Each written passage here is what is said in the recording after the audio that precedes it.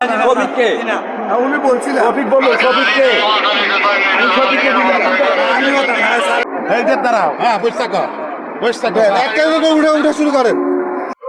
এখানে কি অভিযান চলতেছে? নাম্বারে উঠে গেল যে আপনারা কি মারিয়া যে আইছে না আমি দেখি আমরা দেখেই আমরা গাড়ি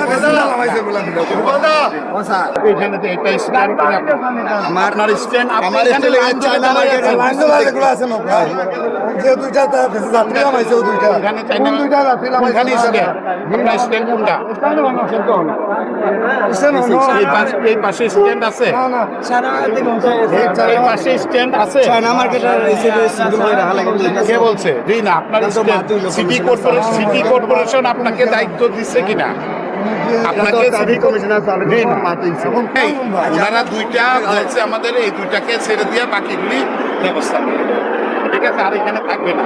এই যে গাড়ি সিরিয়ালে চায়না মার্কেট কই আর গাড়ি এইগুলো নেন স্যার আমার আপত্তি নেই এই যে গাড়ি সিরিয়ালে বসে আছে এই বসে আপনি আসেন সিরিয়ালে নিয়ে এগুলো দৌড়া এনে দৌড়া আছে এই যে নিয়ে চলে আসে সামনে নিয়ে। গাড়িটা কিন্তু তুমি অবৈধভাবে রাখছো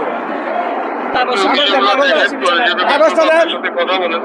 কাগজটা দেন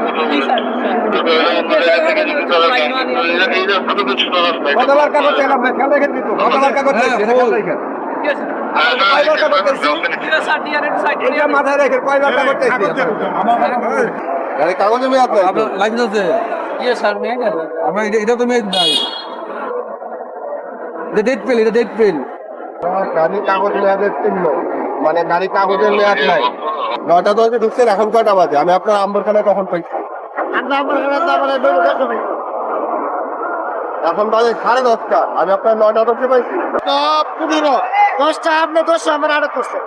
তাহলে 9:30 বলতেছিলেন কেন এখন কয়টা বাজে জানেন আপনি তেমন কাগজ চাইছেন আপনি তো কাগজ দিতেছিলেন না ভাই আমার বাকিটা আপনি কাগজ দিলেন আপনার ফোন দিতেছিলেন আচ্ছা লাইসেন্স কই আপনার লাইসেন্স দিতেছেন এই টাইমে আসছেন কেন আপনি কে ভাই আপনার নাম সাইফুল সাইফুলের বাবার নাম মোবাইল নাম্বারটা বলুন প্লিজ 017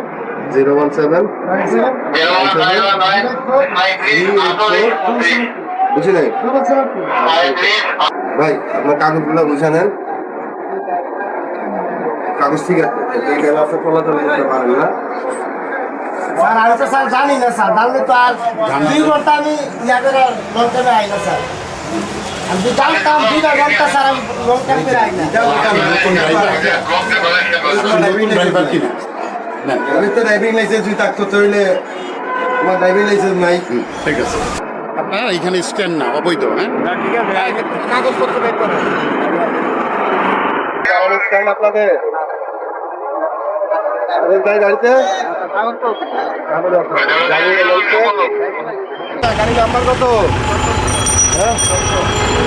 বলে 17 আরে ভাই পুরো নাম্বার বলেন